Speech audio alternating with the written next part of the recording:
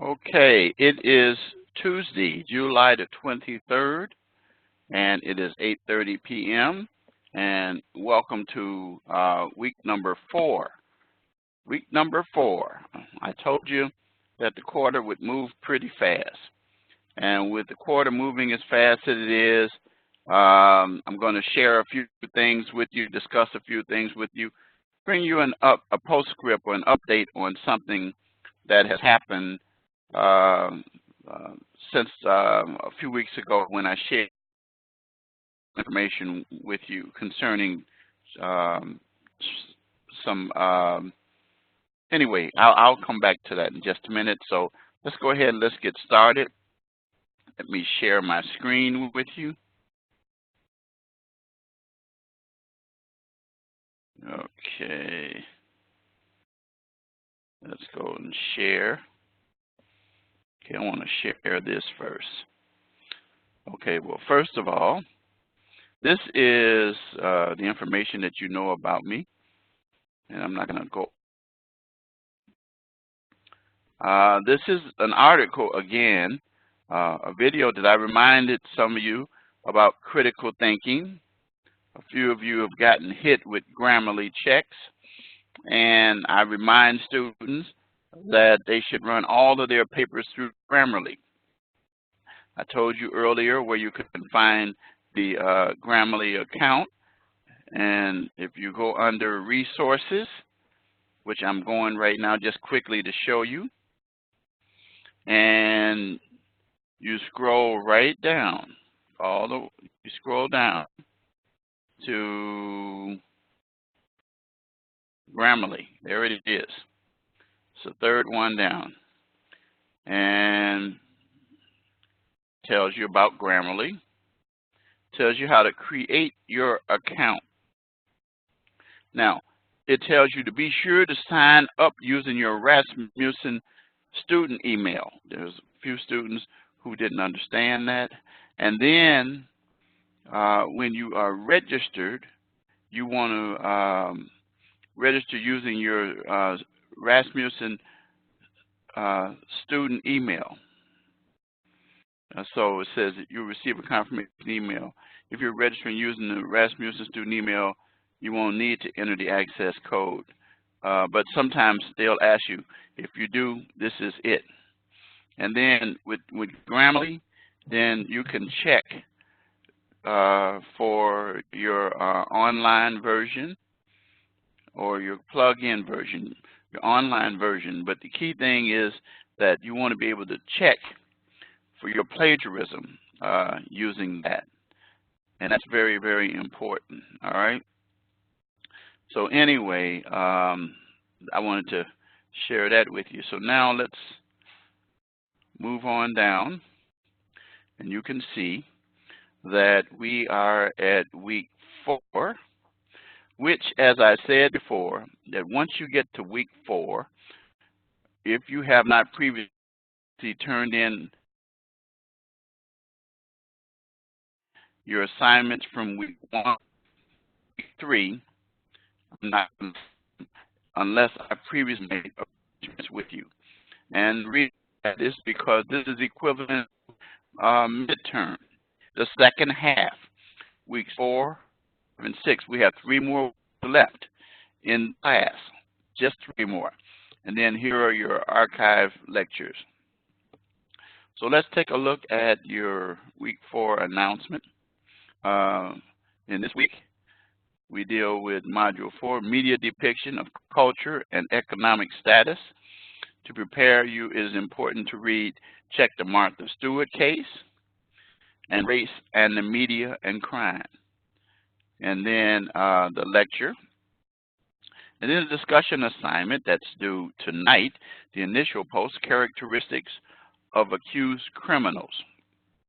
Your initial posts are due tonight. Your reply posts are due Saturday. And again, I do encourage you to give me detailed posts. Don't give me one-liners. Don't give me real short ones. I want to see that you have actually given some thought and applied some critical thinking in your discussion posts. And of course, they're due by 11:59 p.m. Central Standard Time by respective dates. Tuesday tonight for the initial post, reply post Saturday. Some of you have submitted reply posts after Saturday, which is okay as long as your initial post was submitted by Saturday. But if you submitted your reply post and your initial post after Saturday, no deals, because the discussion forum ended. And some of you had some pretty good posts, but I said that during the open house. Finally, be sure to complete the written assignment, Women Committing White-Collar Crimes, and course project, your rough draft, writing interview reports. This is the rough draft, okay? All written assignments are due by 11:59 p.m. Central Standard every Sunday, rather, okay?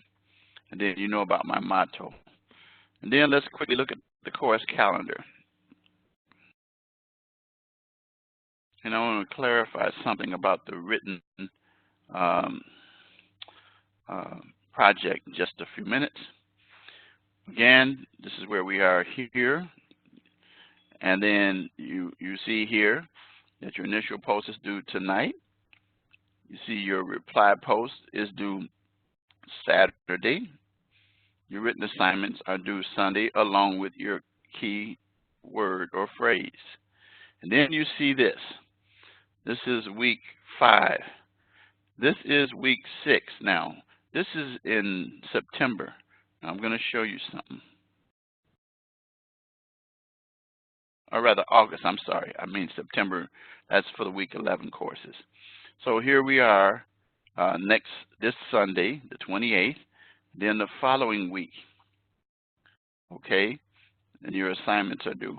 Well, you see that the last week starts the first Monday in August. And then it ends that Sunday, the 11th. That is it. The course will be over. Nothing accepted from the 12th on. And that should be very clear. I've said it over and over and over. Here is the calendar. You can look at it yourself and you'll see it. I know inevitably somebody's going to come back and say, well, you know what? I thought that the course calendar was the following week. No, it's the 11th, because it's a full 6 weeks. All right? Because if you follow this, you'll see that this is 6 weeks of assignments. This is week 6, 5, 4,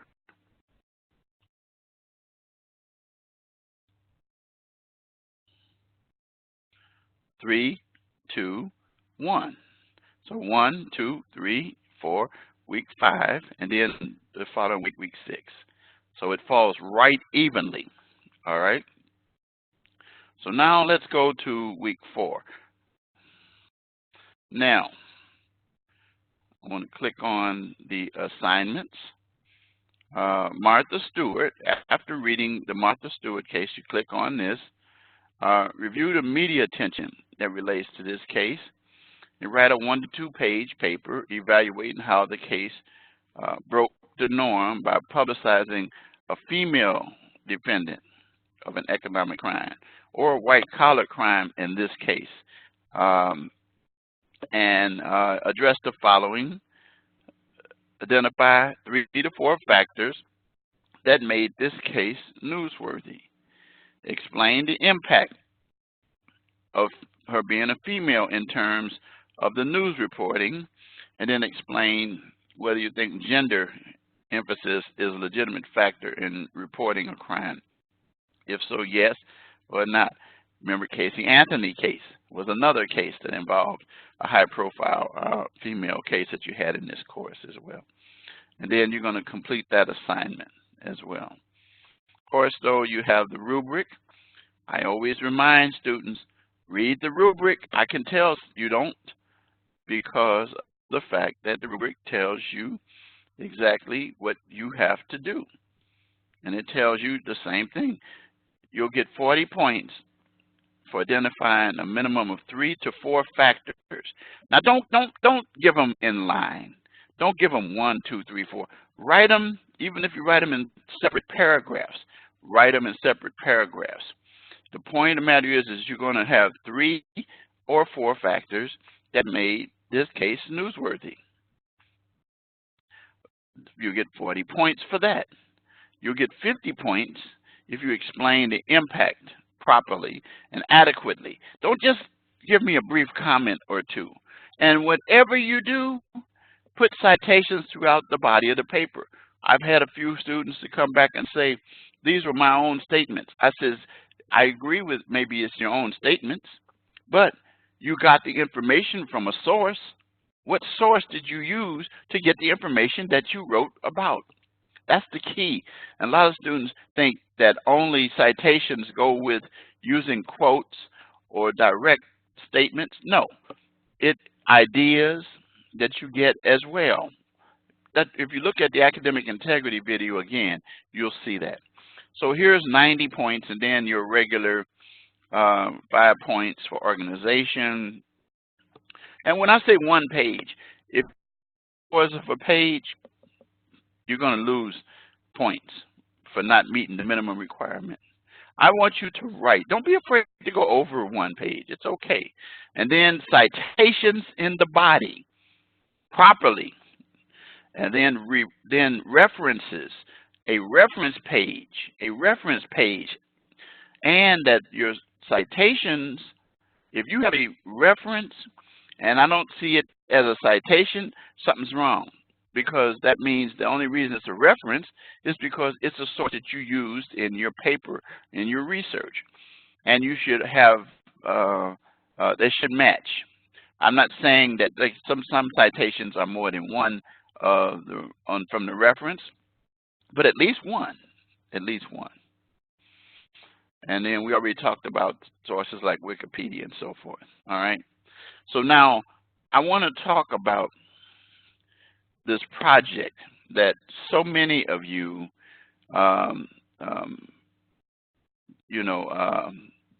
anyway, your module 3 involved the documentary Paradise Lost, and then you're going to consider these things. So using the research from week 3, argue whether or not the defendants were treated fairly by the media after committing these heinous crimes or not. All right. Now,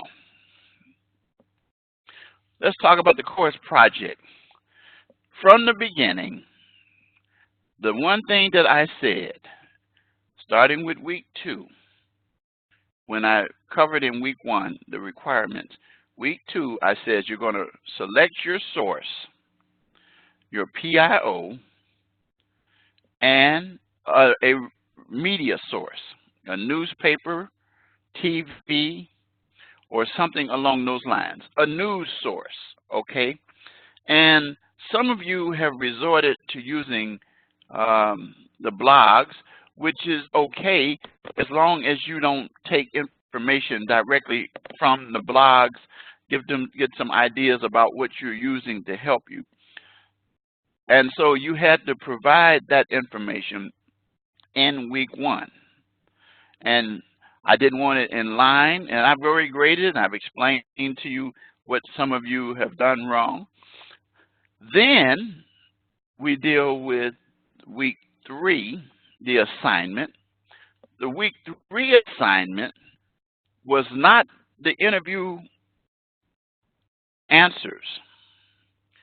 The week 3 assignment, which, by the way, during week 2, you didn't even need your interview questions. And it gave you some interview questions, and it gave you some that you should have yourself. Unfortunately, some people have taken their interview questions from sources that they discovered from their research and turned it into their own interview questions. And they didn't even give credit for where they got those questions from. That's plagiarism. That's plain old plagiarism. That means you just copied the questions someone else had. We want you to create your own questions. That's the key. So now it says, once you've completed Then next, this for week 4, you complete your in-person or virtual interviews, where you summarize the information you obtained in the interview in a summary report. It's a 1 to 2 page document, Word document, in which you summarize your interview and share your reactions to the interview experience. Remember, you need separate reports for each interview. You should have 2 interviews. Therefore, you should submit a total of 2 reports. It could be 1 page on one, or 1 page on the other, or 2 pages. It doesn't matter. I don't care. Don't mix them together. Your report should cover these points. And it tells you point 1, point 2, point 3, which I should have already been given this information. Then why you chose this person or agency. And then how the reporter works within the criminal justice system, according to what assignment option that you chose. Okay? Summary of information you gained in your interview. Include 3 or 4 direct quotes. When you do give quotes, you know what I want? Citations for that. And I want to see references on your reference page. Your personal reactions and thought about the interview process, experience. What was the most interesting thing you learned? And did you learn anything that disturbed you or that you did not understand? And then add a concluding thought. This is very easy. And this is your rough draft. All right? This is your rough draft. You're going to submit the final one later. And this is what you have to do. See, what a lot of you didn't understand is you started holding your week 3 assignment out, a week 2 assignment out, because you hadn't done the interview. You didn't have to do the interview. You didn't have to do the interview until by the time you get to week 4. And I told you earlier when to get started with it. And some of you have said things like, I haven't heard back from the person. It's because you used emails to communicate. I said use the old-fashioned method, the phone, and call and talk to them. And that's it. Make sure you have cover sheet, double space, people. I don't want single space, double space. I'm going to take off for points this week for single space. I haven't before, but I will this week. And then here's your rubric.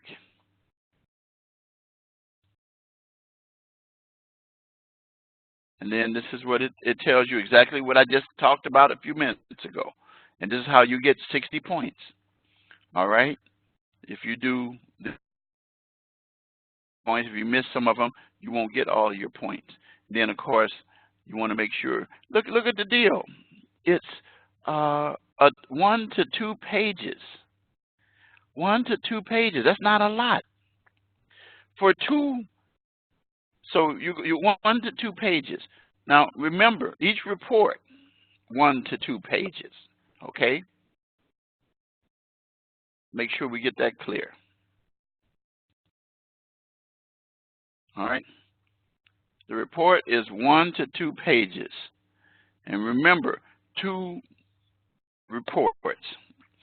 One with a PIO. And remember what the PIO is. It is the person who provides the information for the law enforcement agency or an organization, like we have an organization that we use called the Chicago Crime Commission, or one of those type of things. And then the newspaper reporter or a reporter. Reporters are happy to talk to students. Plenty. Okay? And you could do it by phone, or you could do it by video. Okay? Reporters are willing to help students. All right? Students have to make sure that they take the time to get that done. You know, I hear a few students have said, I work during the day or so forth. You have to work your schedule around when maybe you may take a personal day or something so you can get these things done. It is important that you do so. All right? Any questions? Reach out to me about that. Very, very, very important. So I've clarified the project once again. And these are the assignments for the week.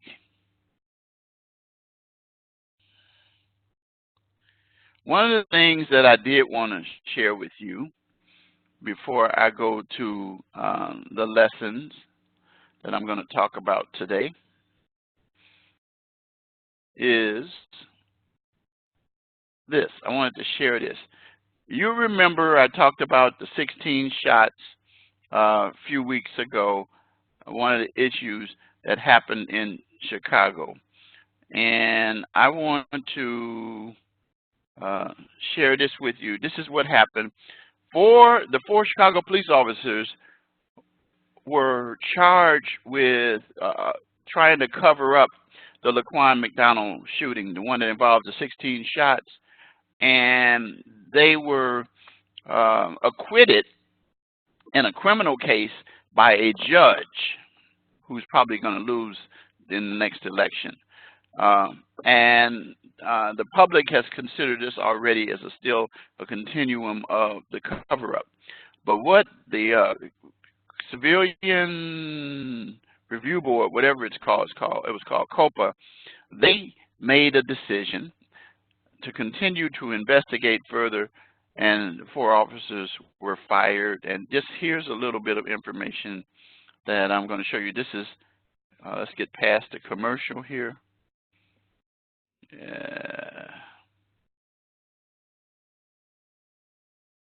It's coming up. Here we go.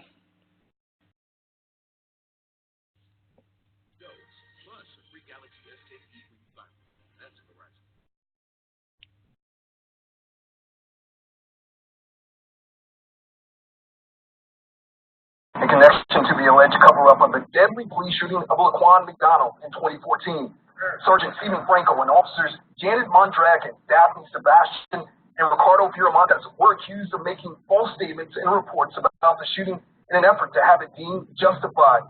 This police dashcam video told a different story, prompting public outcry.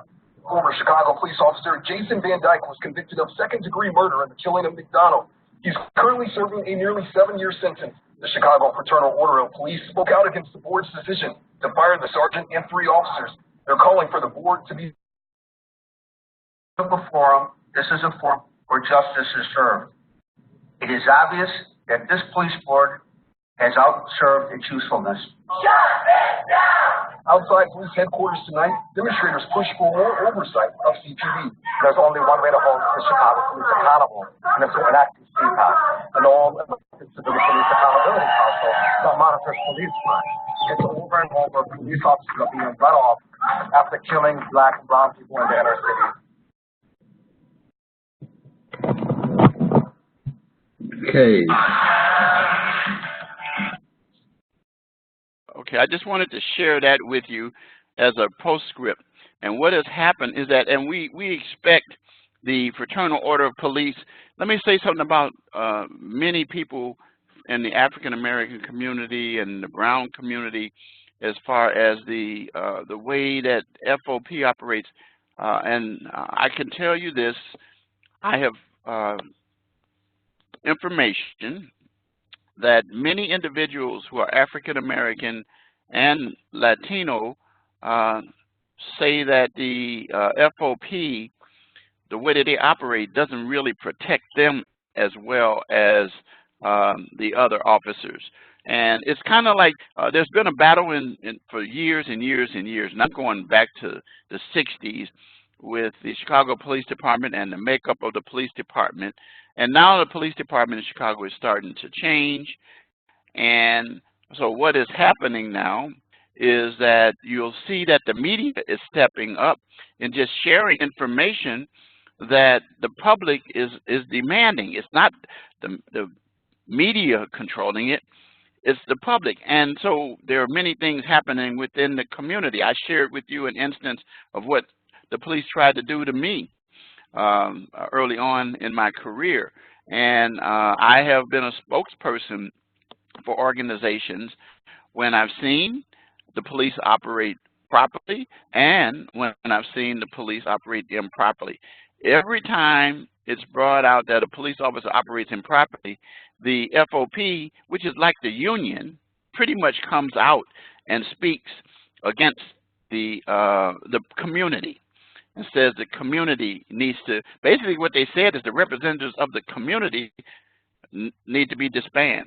Years ago, the Chicago Police Department used to have what they call internal affairs investigators, which were actually police officers who conducted investigations of themselves. And you know, think about that, that's an apparent conflict of interest. And through the years, it began to change. And when it began to change, the outcry came from FOP because of the fact that they didn't want the police to be actions to be reviewed. As I have shared with you, I was a police officer. I dealt with dirty cops. I've seen dirty cops, and I can tell you that as a person who is in the profession, you should not want that to be the thing. I've seen dirty attorneys. There was an Operation Greylord that took place some years ago that someone tried to suck me into, but that I refused to take part in.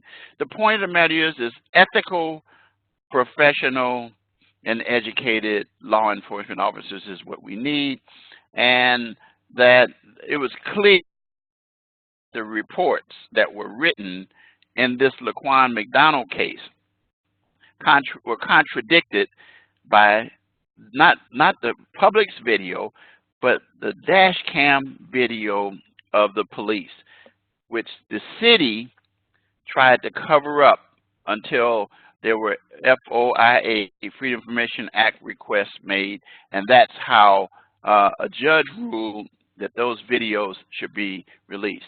The argument that the city had that they should not be released is because they said that people would be upset if they saw what really happened.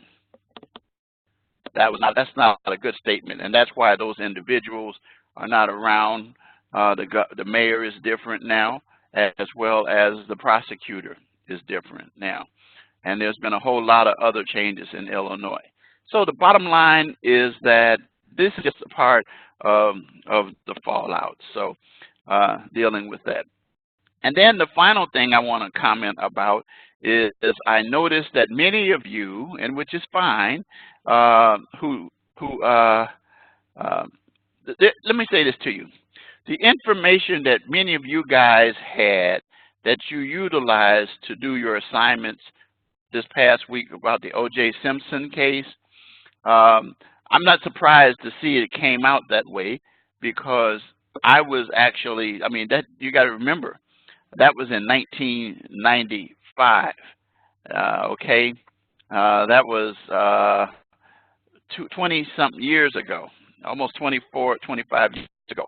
And I actually was around during that time as a practicing attorney, and I know for a fact that based on the research that I did and the things that I know about how criminal courts operate, I actually, in terms of seeing the trial, if you focused on the trial, not the articles that you read, not the commentaries that people wrote, the trial itself, it boiled down to what a few of you said was this: sloppy police work.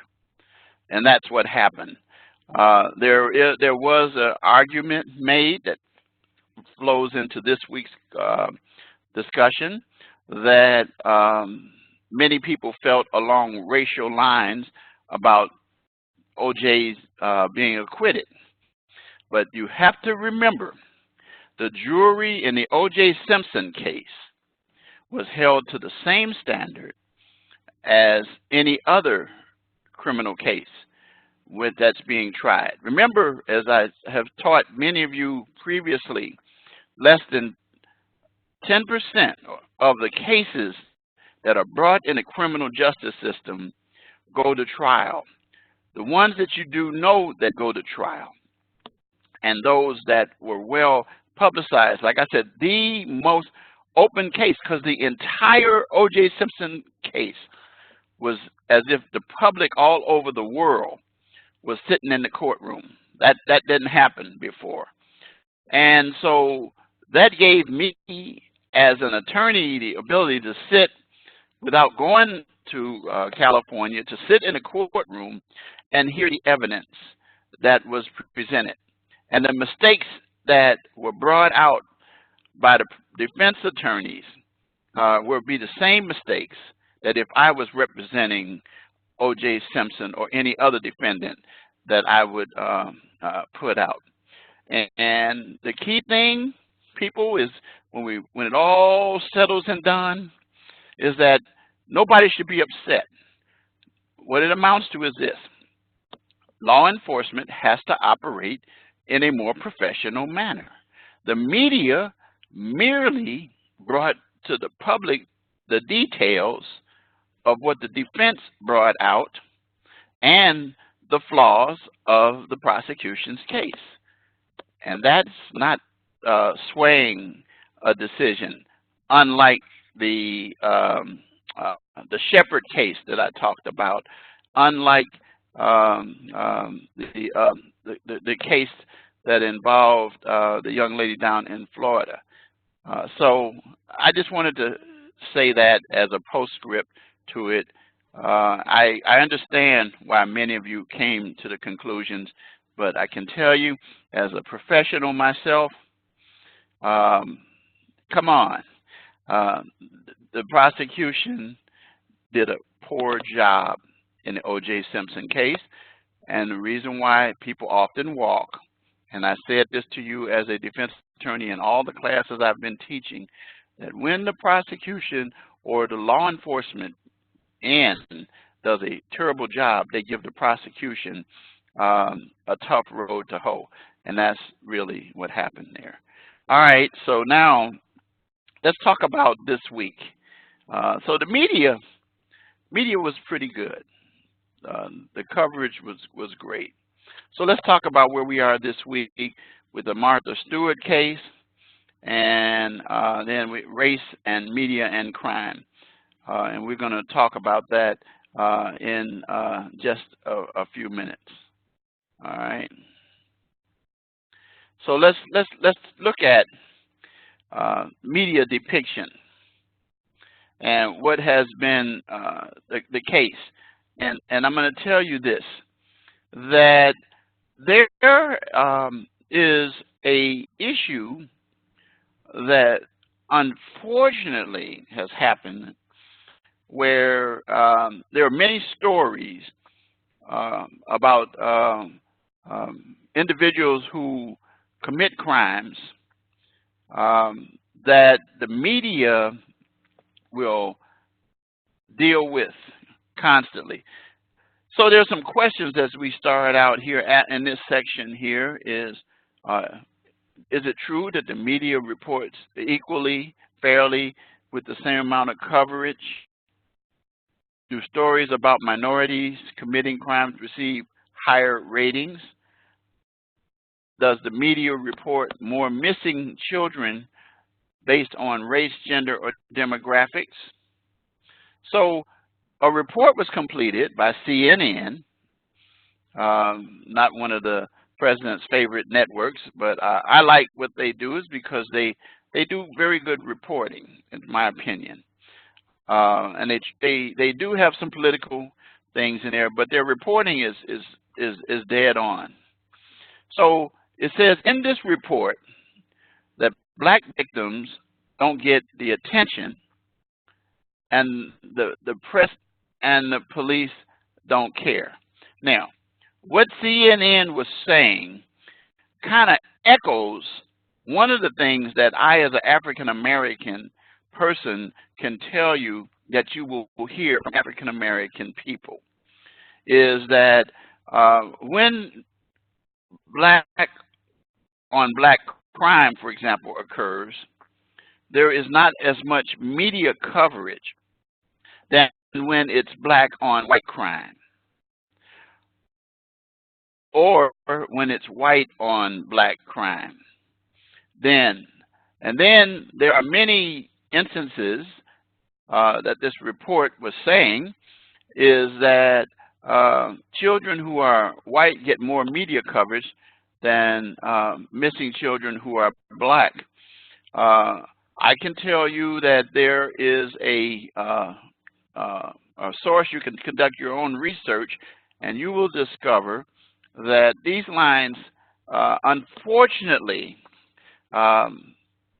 numerically come out to be what CNN has said.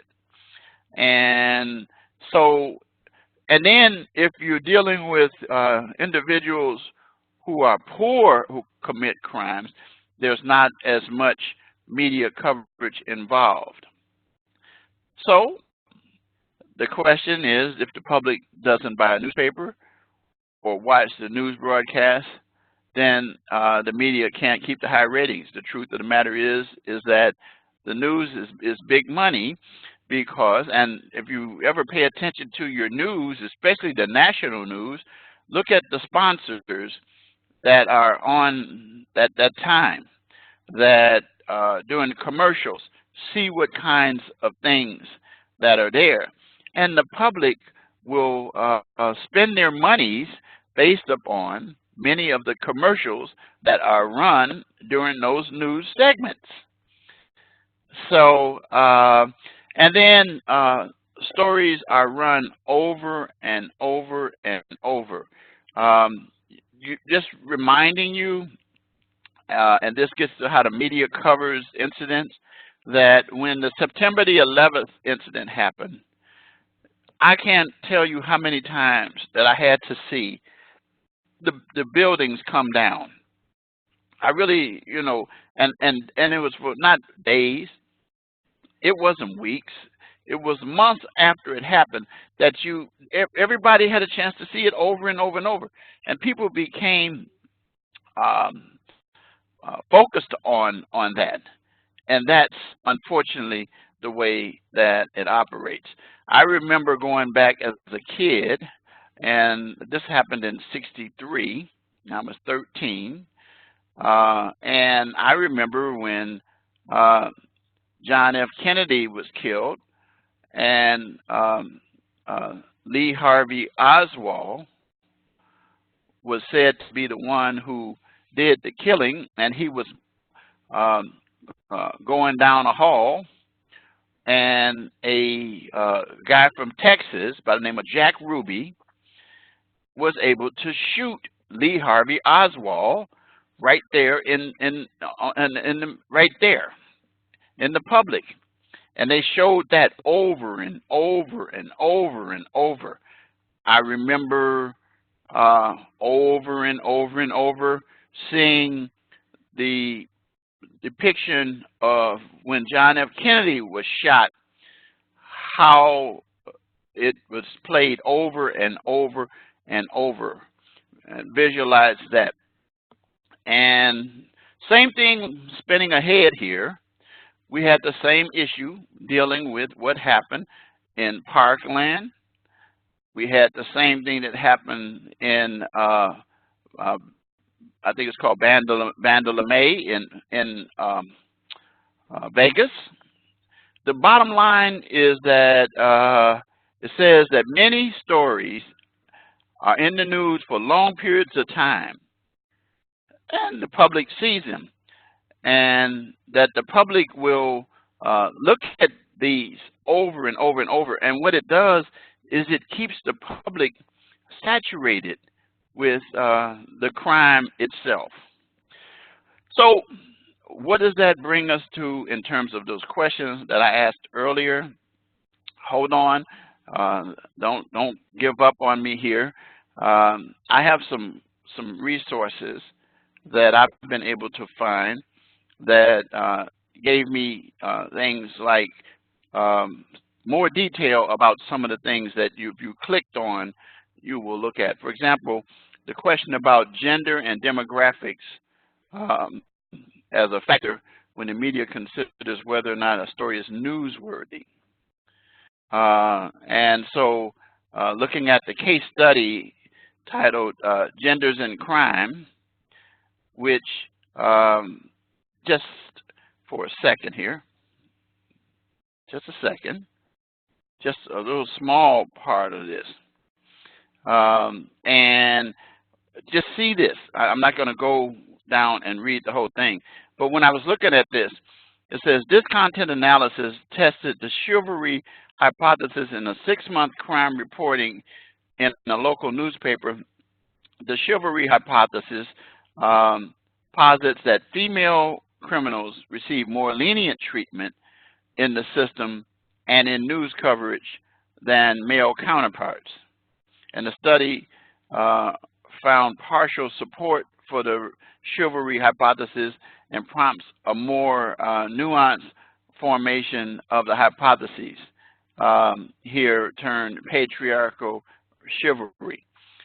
And what that basically means is that females are given a better preference in terms of reporting cases.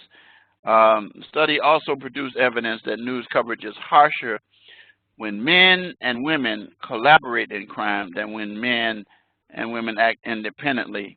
They call it the Bonnie and Clyde effect. So if you'd have to sit down and read this very interesting article. But what I want to say is this. Let's just take and compare the coverage of the O.J. Simpson case, which involved a male. Now, forget about the fact that he's a noted person. Oh, no, let's use that. He's a noted person. And then let's use the Martha Stewart case. Now, both of these were rich celebrities. Both of these were individuals who committed crimes, or were charged with committing crimes, should I say. And the reason why I said this is because of the fact that the violent crime was the one for O.J. So somebody might come back and say, well, it was a violent crime. Okay, well, here's the point. The point of the crime itself, even though the evidence showed that he didn't really do it based upon what was presented, Martha Stewart, on the other hand, was found guilty of that, of the crime.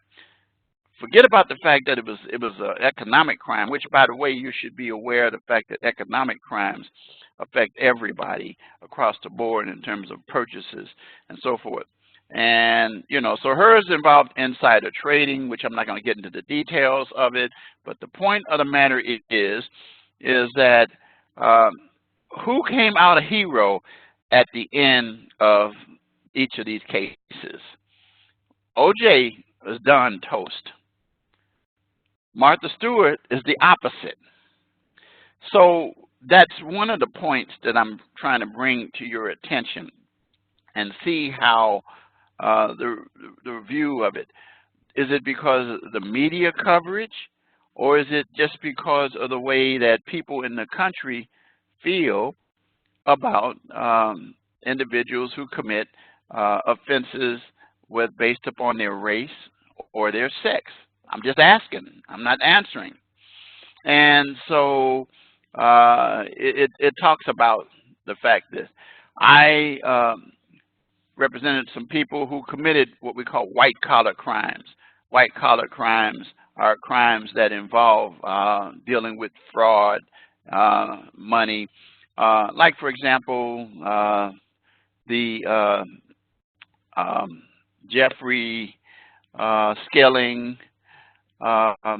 who is in prison now because of what happened years ago with the, I can't think of the name of the scandal, but you know the one I'm talking about that had to do with lying about the Enron. I think it came back to me, Enron, dealing with Enron.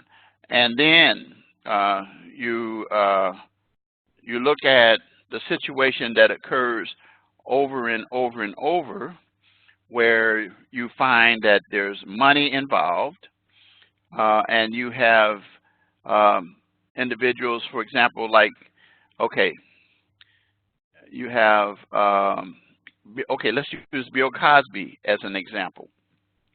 So what's happening with Bill Cosby, what's happening with R. Kelly, I'm talking about some noted individuals. And then Harvey Weinstein. Now, let's see how the system treats each of them differently in terms of the end results and the kinds of things that happen. So I'm saying that there are some issues that our country operates, and race seems to fall in there some kind of way. We want to see what's going to happen with this Epstein case, which involves a whole bunch of money and sex crimes, and let's see how that operates. But anyway, white-collar crimes are crimes that has nothing to do with the race of the person. It has to do with organized crime. It has to do with insider trading and things of that nature. It says that white-collar crimes take place primarily involving white males as opposed to females, which was a difference when you look at what happened Martha Stewart. It really wasn't. You had her, and then you had, I'm drawing a blank on the lady's name years ago. She was also charged with a very wealthy Caucasian lady, and I can't think of her name. But anyway, the point of the matter is that usually these crimes are conducted by people who are at the top, who are the leaders in their company. It says one reason is that white males hold higher rank in many large-scale companies than do females. That was the point I'm making. As well as African Americans are a minority in the corporate America power, whereas white males continue to dominate corporate America. That's a true fact based on research and statistics. And then it says, although there's been a change throughout the years, it says, well, women and African Americans but are not equal yet. And due to this, white-collar crimes are still committed by white males more than females. And large-scale companies, and it's basically big money and power. And it's based on greed. So it says Martha Stewart was one female who fit into the minority because her being a female. She was successful in her business ventures, but she got caught, and when she got caught, the media reported it. It didn't change her trial, but it did result in where she ended up going, what kind of place she ended up staying, and finding the situation that she had an easier life, and now that it's over, she's back at celebrity status, and her economics are climbing again. And there are people that I know who say that she was not treated fairly in terms of what she did. The fact of the matter is, she did a crime, she had to do the time, but her time was served much easier than some other individuals of a different race. And so that brings on the issues. All right. It says when media reports on crimes such as, now we get to the everyday crime stuff, homicides, shootings. Oftentimes it says that the media reports it in a stereotypical manner. Regardless of the suspect's nationality, the media does have a duty to inform the public. And if the media covers one minority over another, it could cause overrepresentation of these minorities. So I don't think that the media is really guilty of discriminating when it comes to reporting on the incidents. But here's the point. Which is more newsworthy? That's the whole point. What is newsworthy is not determined by the media. The public determines what's newsworthy. And says crimes such as one happening in a large city involving white victims or juveniles might be more newsworthy than crimes happening in other situations. So, so it's a cultural judgment. That's what I was saying. And so as to what makes a story newsworthy.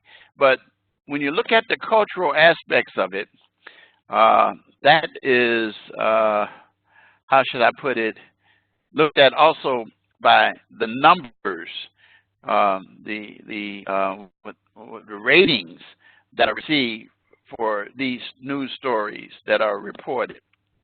And so finally it says here in this last paragraph that the media coverage of these types of crimes is significant because it can drive public policy decisions and influence public opinion toward them, which is a biased decision due to media coverage.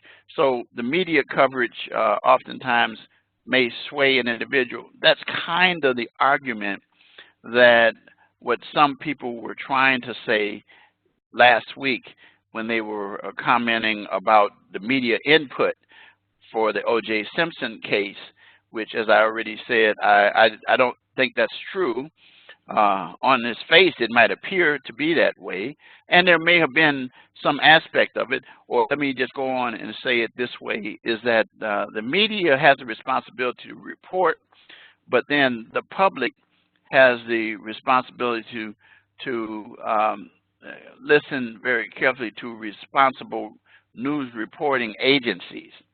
And that the unfortunate part about some of the news media things that I really don't like, and this doesn't go with minorities versus non-minorities, is the fact that if something is discovered not to be true, they have these things called retractions, and many of us know that retractions are not at the beginning of the paper, for example. It'll be in the back. Or either if a retraction comes out, it's not like the headline comes out about this happening or that happening and starts out, boom. And pay attention to how the news media gives you what we call the tease before. They will give you major things that take place and tease you with it, and then get you roped into paying attention to the news, because the public appeal is what we're talking about. And this is some stuff that psychologists have determined, that the public is roped in by more, should I say, if there's a violent crime, if there's a crime of race, a crime of sex, and I'm not talking about sexual activity, I'm talking about sex in terms of males, females, but then you start talking about the crime themselves. And then when you start dealing with the aspect that we're talking about wealthy people being engaged in crimes, then the media just goes over on it. You recall that the media provided details about this doctor that was at Michigan State that had sexually assaulted young girls in the years that he was their trainer or their doctor. And you remember how you know, it was sensationalized. But here's the point that you need to understand, good people, is that the media is saying, okay, we need to tell you what happened so that you'll be aware of what's going on around you. That's the argument that's made. But sometimes I think that there needs to be a better balance there. You can't deal with the First Amendment issue of shutting down the media and telling the media what to say. We're not going to go there. But what we are going to do is that the public has to learn how to, as I use the term, take the meat and throw away the bones, and not be so naive about things that happen. So the more unusual crime is statistically the more newsworthy. That's the thing. If it's something that just jumps out at the public. So I am going to tell you that it's not a conclusion that you're going to have in terms of these issues. You're going to have different opinions depending on the commentaries. There's a lot of commentary that takes place now in terms of shows. I do commentary on my own radio show where I talk about different things. And you're going to have to remember one of the things that we as people in this country must learn to do. Just because someone doesn't agree with you doesn't make them wrong. Did you hear me? Unless we're talking about someone who's discriminating against someone, or someone who's putting someone down. Like, for example, this whole business about the president's tweets that he did regarding these 4 women of color who are congresspersons. People are really appalled about that. And you see, listen, you see the Martha Stewart aspect of it is because it's females, but you also see the racial aspects of it as well, in terms of how the communities are going to respond in terms of these things. And you cannot find yourself in a situation where the media is not going to be, as they say, the ones that don't look like the bad guy. I always say, don't shoot the mailman for the mail, because oftentimes the mail is, some of it is propaganda. You all get junk mail, I'm sure. That's what I call propaganda. Oh, you've qualified for this card or that card. Well, it's the same kind of thing that happens when the media will give you a bill of goods on a story. But the key thing is that we still have to hold the media accountable for the balance that they give us in terms of the news. So this is an ongoing issue. It will continue, and I think that you need to be aware of this fact. As a criminal justice professional, you're going to be under the spotlight of the media, okay? There's no way around it. And I actually think that if you're doing the job the right way, you shouldn't care. But if there's something that you're not doing that's proper, if there's something bad that you're doing, then you as a criminal justice professional might have some problems here. So that means you have to clean up your own act so that you can make sure that you minimize, you're not going to eliminate, minimize the issues where you created problems. Because I'm going to tell you, it's not the media that creates the problem with criminal justice system and the minority communities. The problem is, if you are actually one of those people, then you have to respect and understand that these people are speaking from their personal experiences in life, and that it is not based upon race. For them, it's based upon the fact that they just happen to be of a certain ethnic group, and it seems to happen in large numbers in those situations. So, let's see what we can do to become more professional as criminal justice professionals, and let's continue to have forums where we can discuss pros and cons, where people not lose their tempers and people not do name calling or be upset with somebody because their position is different. you know. So it's just one of those things. So media coverage, gender, and demographics, yes, depending on who's writing the reports, depending on who the what kind of research is done. The point of the matter is that the media will play a role and will continue to play a role, and I'm glad we'll have a problem if they don't. And so I'm going to give you a key phrase, and the key phrase is what we've been talking about: media coverage. That's what I want you to give me to get your points. All right, so with that, I'm going to say good night. Again, reach out to me if you have any questions concerning that project. I think I've kind of clarified it a little bit more for you. Again, don't hesitate to text me.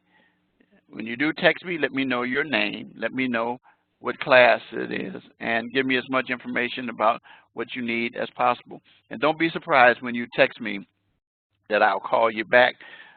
Because of the fact that I have discovered that email, see, one of the bad parts about online classes that I really don't like is that, number one, students don't come to the lectures. They prefer listening to the recordings. And the other thing that I don't like is that I don't get a chance to interact with you enough. If you were in the classroom physically and we were discussing some things, many of you would not hesitate to ask questions, and then it would create, how should I say, fewer mistakes. And what I try to do is meet the best of both worlds by how I cover these classes that I teach. And also, as many of you already know, when you call me and talk to me, or if you text me and reach out to me, I'd rather talk to you. Your emails are good, your texts are good, but let's talk, and don't be afraid to call me if you need me. I don't care when you do it. I already say that over and over, but, you know. So anyway, I'm going to say good night. Have a good week. See you next week at the same time when we go back into week 5 and about ready to wrap up. So good night.